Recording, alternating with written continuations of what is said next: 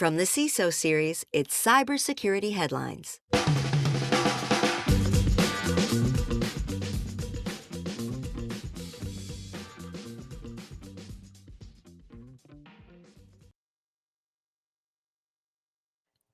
Ransomware attacks on food and agriculture industries see growth. Congress challenges Gnome over proposed CISA cuts. And Slacker hacker whacked for Disney Slack attack. These are some of the stories that my colleagues and I have selected from this past week's cybersecurity headlines. And we're now looking forward to some insight, some opinion, and some expertise from our guest, Dan Holden, CISO over at BigCommerce. Dan, I know it's been a week. I'm not going to ask how your week was in cybersecurity. I'm just going to ask, are you happy to be here? Well, longtime fan, first time guest, and yes, I'm glad that it's Friday and glad to be here. All right, we'll get into these in just 1 second. Before we do, we have to thank our sponsor for today, ThreatLocker, Zero Trust Endpoint Protection Platform. Remember to join us on YouTube Live. You can contribute your comments, help make the show better. And if you have a question of how to do so, and you're watching this, you already know how to do it. You're on YouTube, just join us live. But if you're catching the podcast later or something like that, head to CISOseries.com, look for our events page and check out the cybersecurity headlines week in review image, or you can just go and subscribe to our YouTube channel and get notified whenever we go live. If you're one of those people that clicks the bell, we will take the bell click. We will do our best to address all of our comments that we're getting in the show. The chat room's already lightening up. I see CCL, Michael Vinding, the big boss man, David Sparks, and of course, TJ Williams in there. So help make the show better. Contribute in there. Let us know what you think of the stories. Can't wait to see your thoughts. We're just about to jump into the news. We've got about 20 minutes. Just a reminder, though, that all of Dan's opinions here are his own, not necessarily those of his employer, his staff, his loved ones, casual acquaintances, or anything like that. We're just getting straight from Dan. First story here, ransomware attacks on food and agriculture industry see growth. Speaking at RSA, Jonathan Braley, director of the Food and Agriculture Information Sharing and Analysis Center, said that paired with the increase in ransomware attacks, 84 attacks from January to March, and that's more than double the number of seen in Q1 2024, is the fact that many go unreported, preventing visibility into the full scope of the problem. These sectors typically face ransomware attacks because they tend to have legacy equipment and industrial control systems, the old OT conundrum, making them easier targets. So, Dan, we regularly cover stories on this show about, I guess, what we could call neglected corners, which is the infrastructure systems that we see every day, but never consider to be under threat. I'm curious, do you have any thoughts about what the food and agriculture sector is suffering here? Yeah, I think, historically, whenever we come up with new infrastructure, cast your mind back to, the early days of virtualization, then mobile, SaaS, cloud, et cetera, right? And so whenever we figure out a way to have new infra attackers chase us there. Now, what's interesting about that is we've gotten better at security on those infrastructure types, right? Because it's the first thing we all talk about the moment we talk about new infrastructure. Let's consider AI as a part of that for the sake of argument and discussion. And so if you look at threats like ransomware or DDoS that have been around for decades and decades, in this case, it's kind of going down market. It's going backwards because the new infrastructure is actually more secure and more well taken care of because it's new. It's the same dynamic of, let's say, US's infrastructure versus a country that has built theirs, more recently, whereas we built ours, 100 or more years ago. I think the other aspect of it is that regardless whether you're modern and cloud-based or whether you're on legacy infra, let's call it, fundamentally, I think that the cost of doing business is going up. And the interesting aspect about agriculture is, especially let's talk about grocery stores, that's a low margin business. It's all about scale and differentiation, and you've really got to watch your margins. I think what's going to begin to dawn on people in kind of a post-COVID world is that fundamentally, yeah, the risk is going up, the threat landscape, blah, blah, blah. But those pressures are not just coming from attackers. They're also coming from your partners and your customers. And so I think fundamentally we've got to figure out a way, especially as CISOs, to potentially highlight the fact that, hey, it's not just me asking for more budget or talking about problems more or differently. It's also about the cost of business is going up because it's now more challenging on multiple fronts. And yeah, whether it's ransomware or anything else, that's a dynamic you have to consider. Yeah, absolutely. I love that idea of just tying that to the cost of business. Quick question, I guess, from CCL here: is there ransomware for OT specifically, or just from the IT side, which impacts the OT side as a consequence? Dan, any quick thoughts there? More often than not as a consequence. Everything is, that's the interesting thing, right? I mean, even our legacy data is digitalized in some way or transported digitally Mm-hmm. in some way. So yeah, I think, it doesn't matter if you're a grocer, agriculture, or a pipeline, ransomware is going to hit you. I think the OT, certainly you're going to see that in targeted attacks, but Mm-hmm. ransomware is fundamentally a very large scale kind of operation in business these days. All right, next up here, Congress challenges Nome over proposed CISA cuts. On Tuesday, Homeland Security Secretary Kristi Noem faced tough questions from members of Congress about the Trump administration's proposal to cut CISA's funding by $491 million as part of their so-called skinny budget. Noem got flack from representatives who said this is eroding a platform at a time of international tensions, while Noem countered by saying that CISA is now focused on securing critical infrastructure instead of quote-unquote censorship. So, Dan, we try to avoid getting political on this show. So I would just want to take this on the facts alone here. I'm curious, what do you think CISOs would or should do if CISA is no longer if CISA could no longer do what it has been doing over, I'm going to say, the last two previous administrations? I would. I think any of us could challenge it, but I'm going to challenge it in this particular way. Increasingly, the economy is viewed as critical infrastructure, and I don't know why we wouldn't consider it that way. So over the last, again, at least 15 years, if not longer, uh, your ISPs are considered critical infrastructure. Your financials are considered critical infrastructure. So, it's that old 90s quote of depends on what the definition of is. uh so what's your definition of critical infrastructure? Well, during COVID, uh some really large retailers were essentially considered critical infrastructure. Your Home Depots, Lowe's, Walgreens, CVS's, et cetera, right? Everyone was relying on those very large retailers because they could touch most communities in America. Mm-hmm.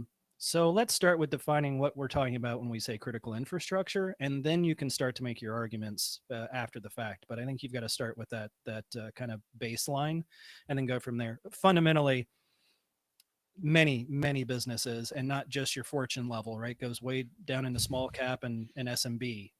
Everybody was relying on this, and you start to take it away. It doesn't matter whether you're talking CISA or whether you're talking Social Security. People are going to get, rightly a little antsy. You start taking away something that they've essentially built process and businesses around. Yeah, and building those partnerships was such a huge part of what CISA had been doing the last couple of years. Putting out free toolkits, working with private industry to bring free tools, to SMBs or to mid market, or to people that just can't afford the cutting edge of security tooling and stuff like that. Trying to raise that cybersecurity poverty line in a meaningful way, it's not even knowing that that's going to be cut. It's putting that ambiguity in there, right? Like going from having a partner from a government agency to potentially not, it could do just as much damage as an overall cut in a lot of ways, I think. Yeah, let me connect the two stories here. I would say the great thing about the last story was the connection to the agriculture ISAC, Mm-hmm. and I would say that every ISAC is, of course, monitoring this very closely. Most of them are tied to DC in some form or fashion, and are able to represent. If any of y'all are not members of and have access to an ISAC, I would definitely tell you that it's one of the highest ROI things you can do, and it allows a large group of what would otherwise potentially be competitors, to have a lobby that's specific to security, not just their vertical. So I highly suggest the ISAC. I'd always still say I like the term you use there, security poverty. I mean, that's the issue. the Fortune companies can afford to, if need be, um, to get a private solution if they need to, right? Something custom built, a threat intel capability Mm. from a vendor, and they can figure that out. But the farther down market you go, the more difficult that becomes. And so fundamentally, it goes back to my previous comment. This is going to raise the cost of doing business. Before we move on to our next story, just got a shout out to the chat room, just having a conversation about Stuxnet. So if you haven't joined us for one of these for one of these weekend review shows, you got to get in there. You never know what's going to pop up. It's always a good time. Next story up here: Disney Slack attacker turns out to be Ryan from California. Last July, the Walt Disney Company suffered the theft of more than 1 terabyte of data through its Slack channels, which, last I checked, was a lot, and a Russian hacktivist group was suspected. Turns out that 25-year-old California resident Ryan Mitchell Kramer simply published a supposed AI art generation app that was loaded with malware. A Disney employee downloaded the program, allowing Kramer to nab login credentials for various accounts in their name, and that included the Disney Slack account. So, Dan, one of the most recognizable brands in the world, Disney, seems like they should have one of the best cybersecurity departments in the world, yet pretty fundamental error of, this shady unverified software. Let me just install this. As a CISO, how would you explain this type of error to employees or even to senior management? Well, I don't think this is a hot take at all, but I have been selling and working for Fortune companies my entire career. What I would tell y'all first off is do not assume just because it is a Fortune level company that their security program is top notch. It is not the case. Large companies have to concern themselves with a lot of things, and scale is very, very difficult. Consistency at scale is incredibly difficult. So one, just because they're the Fortunate 2000 doesn't actually mean, that they've actually got everything kind of shored up, especially from a policy perspective, especially from a third party review perspective, right? Those things are really difficult to scale and gain consistency, especially if you're dealing in a non-digital kind of native environment, right? Whether you're talking brick and mortar or whatever the case might be. So I kind of goes back to what there's going to be a theme here today. The pressure on every company is increasing in terms of the expectation, primarily from enterprise partners, right? As individual citizens, we have far lower expectations. As these companies will get breached and we'll just keep buying from them, and we've proven it time and time again. However, at the enterprise level, it's a different dynamic. And so certainly Disney's in the middle of several massive business ecosystems. And increasingly, I would tell you what you're seeing from RFIs coming in from prospects isn't just about how you keep the attackers out. It's what the employees have access to. Think of all the contractors that are used at companies. And so your partners aren't just interested in how you're defending yourself, but how you're defending them against your own employees. And I think that's something that now, right, the insider threat's been a topic forever, but everybody kind of pushed it off and said, oh, well, what are the odds? That dynamic has shifted incredibly. Not to mention you've got attacker groups of course now, let's call it contracting rogue employees. So and the fake employee aspect, which has been in the news for years now. So times have a change. And shout out to my producer, Steve, for letting me know. Kramer has agreed to a plea deal, according to media accounts. One count of accessing a computer and obtaining information, one count of threatening to damage a protected computer. So some resolution there, I guess, pretty quick to accept the deal there. So I will say that's also typically, especially if you're a North American centric business, your primary control for insider threat is a legal one. Where this gets hairy, and I think as a CISO, you've really got to start to think about it, is how international is your business? How international is your employee base? And will you have decent enough legal capability if they're based in another geo? Here in the States or North America, not such a big, right? And obviously, if we're partnered well with the country that they're in, not such a big deal. but so many businesses these days are international, and that adds complexity to that kind of We situation. will talk about legal recourse more in our next story, but first we have to spend a moment with our sponsor for today, ThreatLocker. ThreatLocker is a global leader in zero trust endpoint security, offering cybersecurity controls to protect businesses from zero-day attacks and ransomware. ThreatLocker operates with a default deny approach to reduce the attack surface and mitigate potential cyber vulnerabilities. To learn more and start your free trial, visit threatlocker.com/CISO. That's THREATLOCKER.com/CISO. NSO Group to pay WhatsApp $167 million in damages. On Tuesday, after a 5-year legal battle, a jury ruled that NSO Group must pay the Meta-owned platform this amount in punitive damages, along with almost $500,000 in compensatory damages. A WhatsApp spokesperson hailed the ruling as the first victory against illegal spyware that threatens the safety and privacy of everyone. NSO Group said it plans to carefully review the details of the verdict and left the door open for an appeal because lawyers have to lawyer. Dan, weapons of war, including spyware, will never go wanting for buyers. Pegasus, certainly one of the more successful spyware apps we've seen to date, or at least the ones that we've seen in the headlines the most, I guess. This makes financial penalties potentially appear trifling in comparison when you might have some big spender money train waiting to still buy your goods. Do you think this ruling will make any difference, or are we just going to be another 5 years in appeal over here? Both. This is, I'm with a lot of folks. This is a fascinating topic. I mean, vulnerabilities is where so many of us started back in the 90s. Much of my career was spent discovering, disclosing, and exchanging vulnerabilities, whether I was with X-Force or ZDI. So it's something I've got a lot of background with, but fundamentally, vulnerabilities are used for all sorts of sketchy things, and governments are generally behind it. What I do like about this is it's going to happen.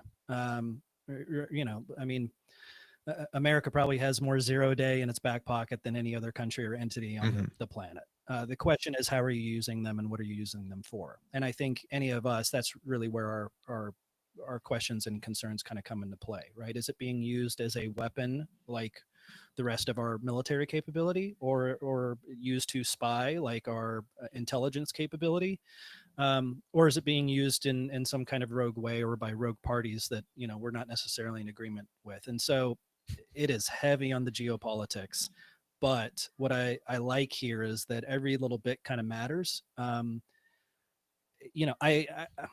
moving towards something that's more regulated and understood is a better place to be. These vulnerabilities have always kind of been hidden in the shadows, and we've now got some books and things have come out, so people are far more familiar with it. But it's something that has been there all along, and I think the more public it becomes and the more folks kind of know what they're up against, whether as businesses, governments, or but especially citizens, the better off we are. So it's a conversation that's always been there, but now I think there are more people involved in that conversation, and as society, that's and Michael Vending makes also a great point in terms of precedents that effectively this is Meta doing the legwork to start the ball rolling on a lot of other lawsuits that for other parties that may not have the ability to go through a 5-year legal battle, which I don't think that's very many, or at least willingly to do so. So yeah, really great point, Michael. I appreciate that. Yeah, one more comment on that. It can have two effects. Either it can become more regulated and or safer, however you want to think about it, or you can drive it right back down into the underground and the sketchy places that it has originated from. So it could potentially be a double-edged sword. But fundamentally, the more people that are familiar with how this has been working now for decades, the more we talk about it, hopefully we end up in a better place. Where that might be, the old law of unintended consequences. Always good to keep that in mind. Next up here, Telemessage suspends operations and faces DOJ investigation over plain text chat logs. Always something we love to hear.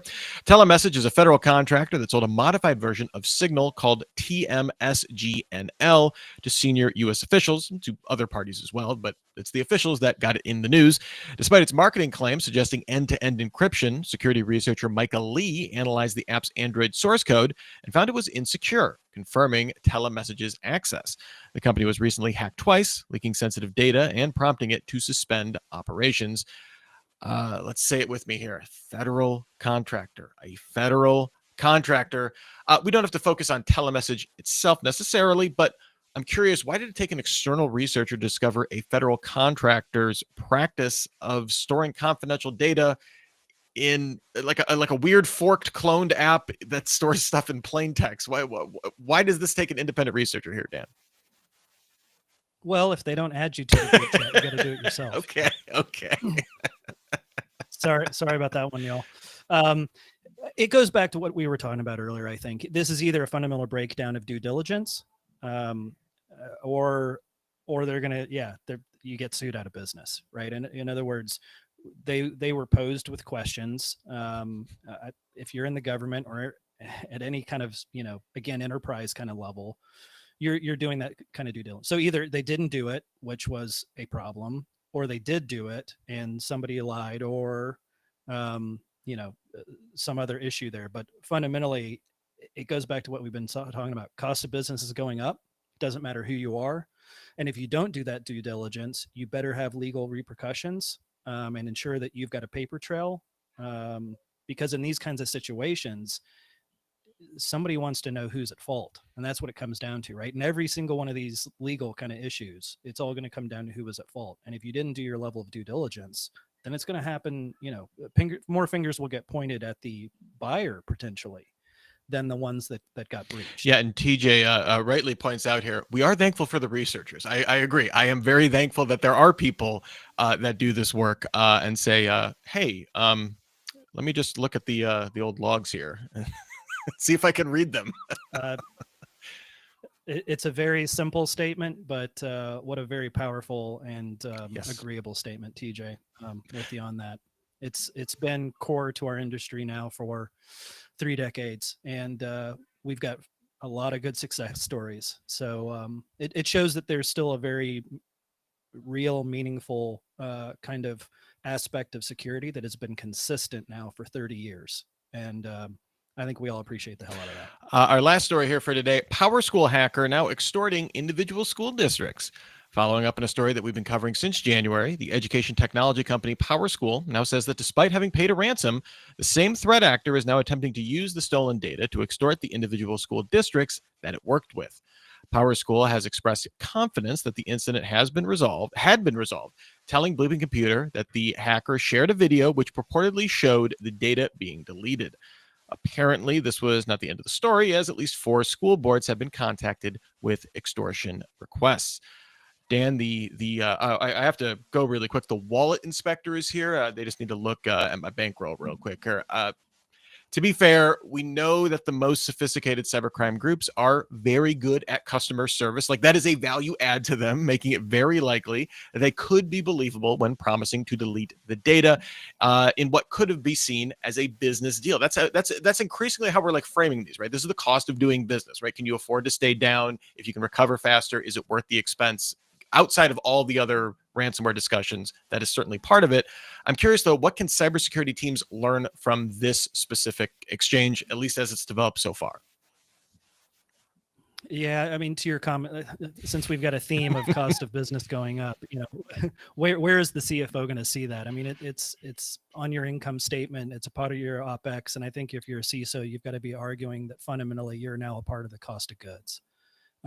That's a very different place than where we've historically come from, talking about brand damage. Now it's fundamentally about, hey, whatever the product is, the whole baked in sort of, culture and dynamic is becoming very real. So, hey, y'all, we're getting there. And that's good. In the case of ransomware, I mean, typically it's brokers that are selling, these entities that have essentially already been popped. And so if I'm having to place a bet in Vegas on this, sir, it's certainly easy to say, oh yeah, the same attackers, sold these people out and lied and they're criminals and taken. But more often than not with ransomware, you've got brokers selling these things, and it's entirely possible that the broker sold access to these and not actually the ransomware gang that did the hit, so to speak. That's probably where I'd place my bet on this. It's a tough situation to be in. Again, we're all going to learn these lessons endlessly until, we're good at defending. But like I said, I think increasingly we're seeing that everything is going down market, cross vertical, however you want to look at it. And it's just increasing the cost. And I don't know that we're really talking about that enough, because historically, right, in security, we were always talking about governments and financials. And I think everyone's finally realizing that it hits all of us as citizens every day. And I think this is a great example of that. It's something that is going to have to be essentially baked into everything we do, because society has expectations and none of us like to be inconvenienced. Michael Vinding has kind of an interesting thought here. I wonder if ransomware groups hold each other accountable, or maybe could, like throwing this out here, tragedy of the commons type situation. I like that, like, hey, you'll give us a bet, like people will be less likely to negotiate with us if you do this sort of thing, or if someone associated with you or another data broker. I mean, like, I don't think so, but it's certainly an interesting idea, Michael. I appreciate the creative thinking on that, right? It's entirely possible, right? Because essentially who's taking the reputation hit here was That's the true. ransomware gang. But if the broker is at fault, the only ones they are going to catch flack from will be that ransomware gang. Meaning, so if that's what took place, they will no longer be buying, that ransomware gang won't be buying from that broker again. They might have been fine with that. They might think, well, we're going to make more money reselling these than we were going to make from you anyway. But hey, man, it's entirely they possible. are running a business too. So yeah. Right. Yeah. Very successful and profitable one. All right. Well, thanks to everybody that submitted comments. TJ Williams, CCL, Michael Vinding, the big boss man, David Spark was in there as well. Our own producer, Steve Prentice, helping us give breaking news updates during the course of the show. All super appreciated. Very cool stuff. Before we get out of here with you, Dan, was there any story that was a thumbs up or an eye roller for you, just in the rundown in general or in the news of the week? I think the whole week is an eye roller for me. It's let me say the whole news cycle is the eye roller of the week for me. It is increasingly difficult to keep up with it, which is why programs like this are so valuable. So there's my plug. Well, thank you very much. It's always our pleasure to put this on each and every week. And it's our pleasure to have you on the show, Dan Holden, CISO over at BigCommerce. Thank you so much for helping us stitch all these stories together, finding the theme kind of underlying all of these, and just kind of giving us just some new perspective on these, like kind of what this means for for how cybersecurity is positioned in organizations kind of going forward. I really appreciate that. I got to ask, where can people find you on online and maybe in the real world if they're so inclined? Yeah, I'm not Dan Holden, but Desmond Holden on LinkedIn and Twitter. And I'll be speaking at RVASec in Richmond, Virginia, first week of June. And so feel free to reach out, and happy to be a part of this community for 30 years now, y'all. Thanks. We will have linked to both of those in our show notes, so make sure you check those out. Also, big thank you to our sponsor for this week, ThreatLocker, Zero Trust Endpoint Protection Platform. Thanks again to our audience. Make sure you come back, tell your friends, have them come to the show. They can get educated. They can have some fun talking about some other piece of historic of spyware like Stuxnet in the chat, or anything else you want to talk about in there. Always fun to see great conversations in there. So help us grow the community. Let people know that they can join us each and every Friday at 3:30 p.m. Eastern. That's when we'll be back next week for another episode of the Week in Review. So just head on over, subscribe to YouTube, or head on over to the events page at CISOSeries.com. Also, keep in mind, you can check out a live CISO Series podcast recording that's going on May 15th in Boston. You can, if you ever want to meet the big boss man, David Spark, you can do that. We have more information about that at CISOSeries.com. Look for that at our events page as well. It's free if you're in the Boston area. If you have to fly in, we're not going to fly in, obviously, but that's it's something fun to do there in the old New England. In the meantime, you can get your daily news fix every single day through cybersecurity headlines. Give us about 6 minutes We'll get you all caught up. Until the next time we meet, for myself, for our producer, a wonderful producer, Steve Prentice, for Dan, for the big boss man, David Spark, for all of us here at the CISO Series family, here's wishing you and yours to have a super sparkly day. Cybersecurity headlines are available every weekday. Head to CISOSeries.com for the full stories behind the headlines.